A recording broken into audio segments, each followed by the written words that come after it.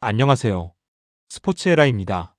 사랑하는 구독자 및 처음 보신 분들, 고배당 당첨 인증합니다. 실력으로 보여드렸고 어디 누구보다 정확한 정보와 조합으로 매일 무료로 공유해드렸습니다. 스포츠는 매일 있습니다. 비록 매일 맞춘다고 말씀은 못 드리지만 결국 이번처럼 또 한 번 당첨 나옵니다. 조합은 매일 무료로 공유해드리니 함께 당첨되어 우리은행 같이 갑시다. 첫 번째 경기 프랑크푸르트 대 아탈란타 분석 시작해보겠습니다. 프랑크푸르트는 4-2-3-1에서 좌우 하프스페이스와 측면을 유연하게 넘나들며 상대 박스 주변 볼 점유를 끌어올리는 데 집중한다.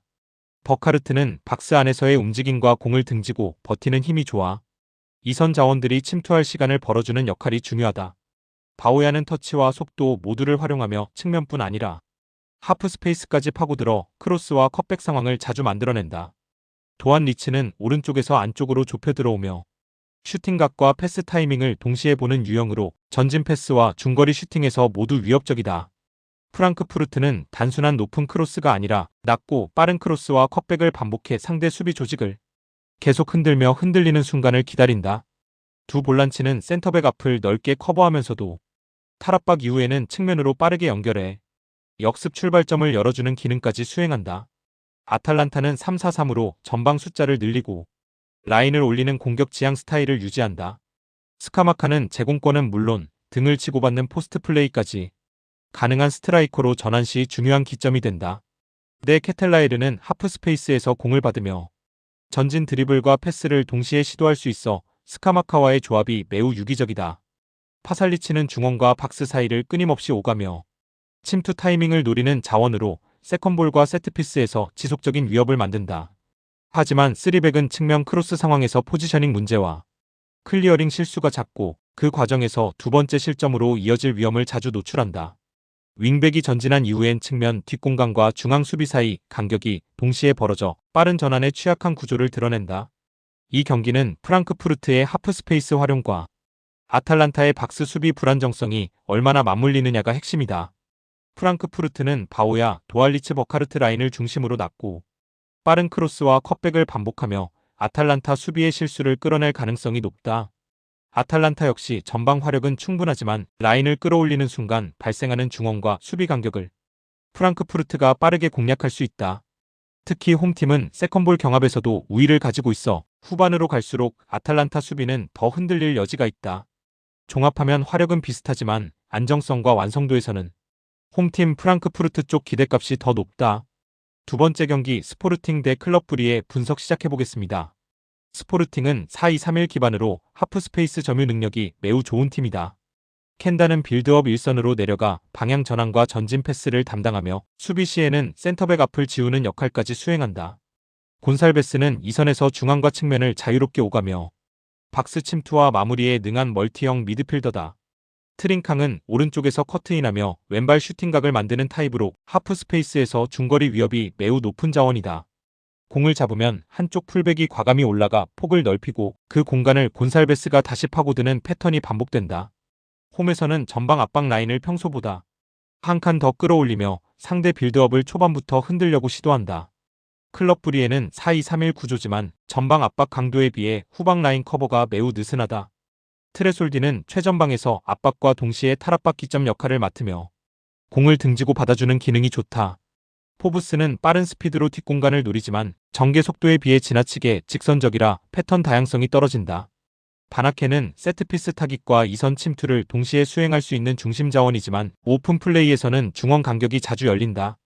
라인 간격이 벌어지면 상대에게 하프스페이스와 박스 앞 중거리 각이 동시에 열리는 구조적 약점이 반복된다. 특히 원정에서는 압박 타이밍이 어긋나며 수비 커버 거리가 길어지고 실점 리스크가 배로 커지는 경향이 있다. 이 경기는 스포르팅의 하프스페이스 활용 능력과 클럽 브리에의 느슨한 라인 간격이 정면으로 부딪히는 승부다. 리스본은 켄다가 한번 압박을 끊어주기만 하면 곧바로 곤살베스 트링캉으로 연결되는 빠른 전진 흐름을 갖춰 있다. 클럽 브리에는 압박은 강하지만 뒷선을 끌어올리지 못해 간격이 벌어지고 그 틈을 리스본의 이선 자원들이 정확히 파고들 수 있다. 특히 트링캉의 커트인과 곤살베스의 하프스페이스 침투는 브리의 수비가 가장 취약한 지점을 계속 건드릴 전망이다. 종합적으로는 구조적 밸런스와 홈 이점을 갖춘 스포르팅 리스본 쪽 흐름이 더 자연스럽다. 세 번째 경기 올림피아코스 대 레알 마드리드 분석 시작해보겠습니다. 올림피아코스는 홈에서 라인을 올리고 공격적인 운영을 시도하지만 그 과정에서 중원 커버와 전환 대응이 느린 약점이 있다. 엘 카비는 박스 안 위치 선정과 타이밍 판단이 좋은 스트라이커로 크로스와 컷백 상황에서 마무리 능력이 뛰어나다. 마르틴스는 하프 스페이스와 중앙을 오가며 공격 방향을 전환해주지만 주변 지원이 늦으면 부담이 커진다. 문제는 중앙 미드필더들의 위치 교환이 매끄럽지 않아 공을 잃는 순간 센터백 앞 넓은 공간이 쉽게 열리는 구조라는 점이다. 공격 시에도 전진 패스 타이밍이 들쭉날쭉해 빌드업이 막히고 무리한 전진 패스 이후 역습에 노출될 위험이 크다. 이 때문에 세트피스나 개인 돌파는 강점이지만 구조적인 수비 안정감은 떨어진다.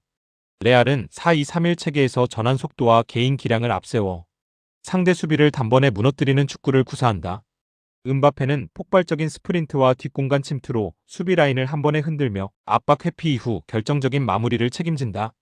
비니시우스는 폭 넓은 돌파와 중앙 컷신을 통해 상대 수비수 여러 명을 끌어모아 동료들에게 공간을 만들어준다. 벨링엄은 박스투박스 역할로 전환 운반 침투를 모두 수행하며 올림피아코스의 느린 중원 커버를 강하게 때릴 수 있는 자원이다. 레알은 전환 상황에서 중원 볼란치가 곧바로 벨링엄에게 연결하고 그 위로 음바페와 비니시우스가 침투하며 수비 간격을 찢어놓는다. 한번 압박을 벗기기만 하면 하프 스페이스와 측면 중앙이 동시에 열리며 실점 가능성이 급격히 높아지는 팀이다. 올림피아코스는 홈에서 라인을 올리며 공격적인 의지를 보이겠지만 그 구조 자체가 레알 마드리드의 전환 축구와 정면 충돌한다.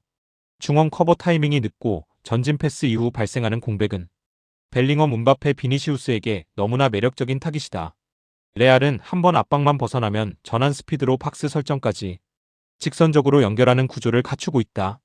올림피아코스도 세트피스나 엘 카비의 결정력으로 한두 번 찬스는 만들겠지만 전체적인 경기 흐름은 레알이 주도할 가능성이 높다.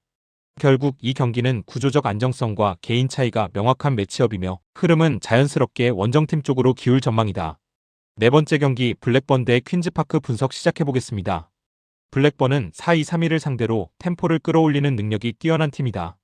오아시는 박스 안 움직임과 마무리 능력에서 강점을 보이며 공격 패턴의 끝을 책임지는 최전방 자원이다. 시드네이 타바레스는 중원에서 템포를 조절하며 방향 전환으로 경기 흐름을 한 번에 바꾸는 핵심 역할을 맡는다. 측면에서는 윙어와 풀백이 겹침 움직임으로 폭을 넓혀 컷백과 낮은 크로스를 반복하며 수비 라인을 열어젖힌다.